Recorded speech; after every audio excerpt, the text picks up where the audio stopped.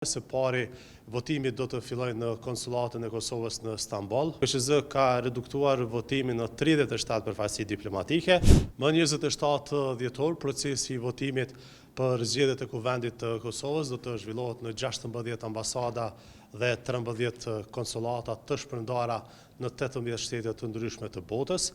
Sipas kohës lokale, së pari votimi do të fillojë në konsulatën e Kosovës në Stamboll për të vazhduar me hapjen e qendrave tjera në përfaqësi diplomatike të vendosura në shtete tjera të Europës. Në fund, votimi do të mbyllet me Washingtonin, New Yorkun, Ottawën dhe Toronton. Planifikimi fillestar i KSZ-s ka qenë që ky proces të organizohet në 50 përfaqësi diplomatike të vendosura në 36 shtete, si dhe në 10 qendra votimi jashtë përfaqësive diplomatike.